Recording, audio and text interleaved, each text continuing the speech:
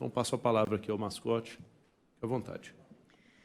Vai ter um vídeo que antecede a minha fala. Já pode entrar. Olá, bom dia. Aqui quem fala é a professora Késia. Sou professora de apoio. Curso já a emergência desse concurso, pois a escola onde trabalho, o que tem ocorrido é a falta de professores. Nós não temos professores concursados e os contratos agora que começaram a chegar de verdade. Os nossos alunos ficaram de janeiro a março sem aula e de várias disciplinas.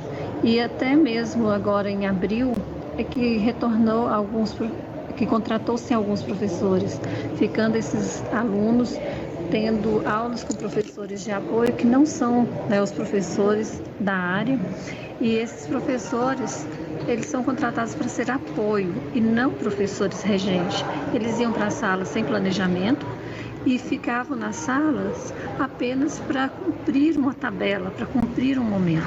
Então, eu acredito que o nosso aluno, ele merece qualidade de aula, ele merece qualidade de trabalho, porque o aluno, ele não tem que ficar na escola o dia todo simplesmente para poder cumprir um tempo. Ele precisa estar na escola o dia todo para aprender e não para cumprir uma tabela que o governo quer. Então, precisamos de um concurso já, um concurso para ser chamado imediatamente. Nós não precisamos de um concurso para ser chamado no ano que vem. Nós precisamos de um concurso para ser chamado de forma emergente. Então, que o concurso seja feito breve e que seja chamado breve também. Temos aí a professora Késia, de Uruaçu, que nos mandou esse vídeo. Meu nome é Paulo Vinícius Teixeira de Paula, mascote. Sou professor, nesse momento, no Instituto Federal, Campus Goiânia, doutorando em História Econômica e também educador popular. E aí, estamos no Observatório da Educação, junto com o Observatório do Estado Social e um conjunto de entidades e iniciativas. Estamos aqui hoje e estivemos nos últimos dias, como estivemos na porta da Secretaria de Educação protestando, porque essa é a realidade que nós temos que dar resposta.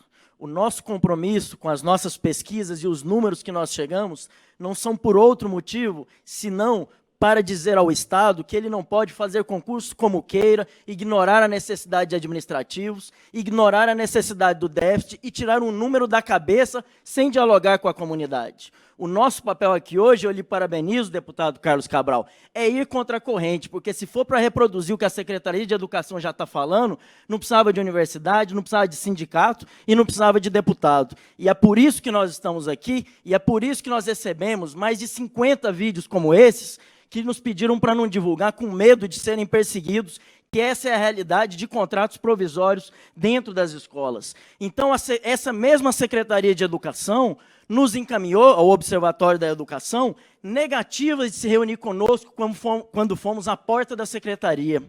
Se recusou a nos dar informações quando pedimos dados. Ainda bem que a professora Gene, o Fórum Estadual de Educação, conseguiu esses dados pela força do fórum e pela firmeza de não aceitar tudo que a Secretaria diz ou esse governo diz com valor de verdade.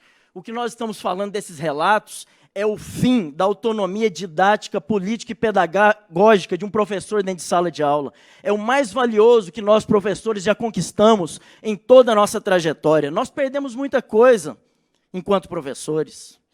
Perdemos salário, perdemos saúde, perdemos convívio com a nossa família. Mas se tem algo que nos dá orgulho, é a nossa autonomia didática, científica dentro de sala de aula. É poder organizar a aula e o conteúdo a partir daquilo que nós estudamos, daquilo que nós pensamos e da nossa interpretação sobre o mundo.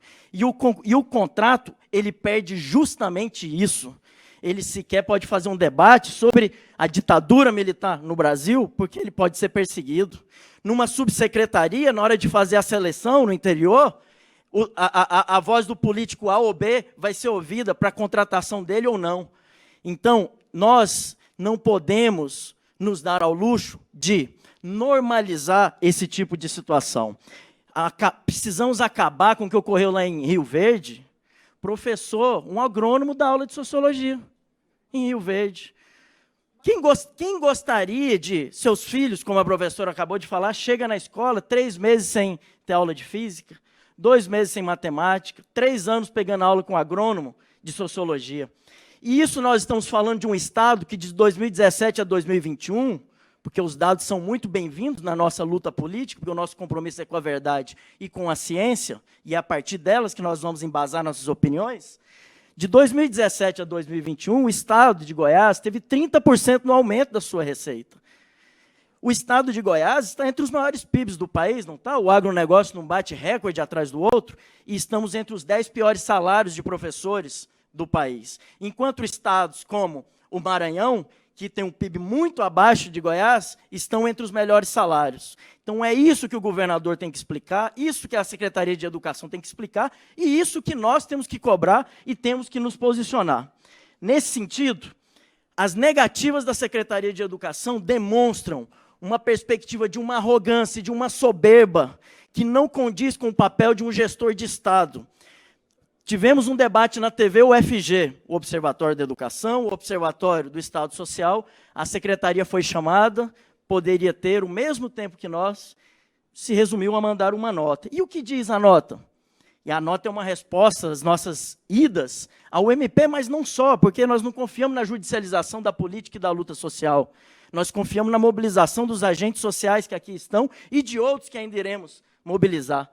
A secretária afronta a comunidade científica, afronta os educadores e educadoras, afronta todos aqueles que acreditam na educação como possibilidade de emancipação, ao dizer no documento que mantém só 5.000 vagas. Dá mais um tempo aí para o Mascote concluir, pode. Só 5.000 vagas, ela mantém, a secretaria mantém isso nesse documento e ignora a função administrativa. Diz que não vai fazer concurso para administrativo.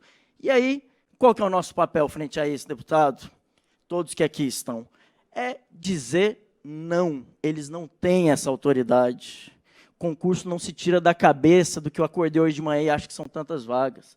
É a partir do déficit. Provimento de função pública é por concurso. Qualquer coisa fora disso é ilegal. Não dá para ter uma audiência como teve aqui na comissão de educação e a secretária comemorar que o ano passado foram feitos processos seletivos provisórios para 13.000 e que agora, então, esses provisórios vão pegando experiência para trabalhar com educação especial. Isso é um ultraje para nós aqui no estado de Goiás.